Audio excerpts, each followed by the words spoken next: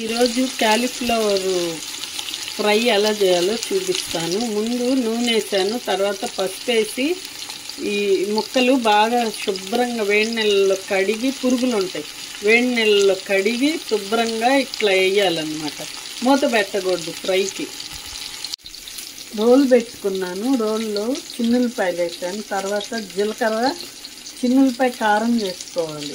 కారం 2 స్పూన్స్ వేసి ఉప్పు వేసి రుబ్బాలి.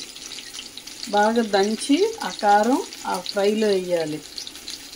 బాగా దంచి ఆ కారంలో వేయాలన్నమాట. అల్లం వెల్లుల్లి పేస్ట్ వేసాను, ఎందుకంటే క్యాలీఫ్లవరు నీసు వాసన వస్తుంది. అందువల్ల కూర కానీ ఫ్రై కానీ ఎప్పుడైనా అల్లం వెల్లుల్లి కొబ్బరి వేసుకుంటే మంచి ఫ్లేవర్ వస్తుంది. మంచిగా కూర కూడా చాలా బాగుంటుంది. అల్లం వెల్లుల్లి లేకపోతే అస్సలు బాగోదు కూర. వంకాయలు కానీ క్యాబేజీలో కానీ వీటిల్లో నీసు వాసన వస్తుంది. కాబట్టి అల్లం వెల్లుల్లి వేసుకుంటే ఆ వాసన రాదనమాట. ఇలా దంచాలి, బాగా దంచిన కారం ఇదిగోండి ఇట్లా చేసుకొని పెట్టుకోవాలి.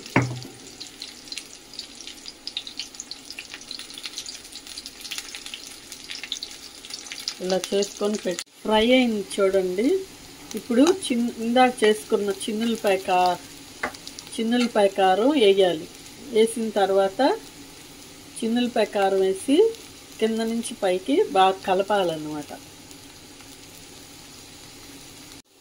ఫ్రై ఇదిగోండి అయిపోయింది. ఎంత బాగా వచ్చిందో మీరు కూడా ట్రై చేయండి. పిల్లలు ఎక్కువగా ఫ్రై ఇష్టపడతారు కాబట్టి మీరు కూడా ఫ్రై చేసుకోండి. నచ్చితే లైక్ కొట్టండి, షేర్ చేయండి, సబ్స్క్రైబ్ చేయండి. Thank you all.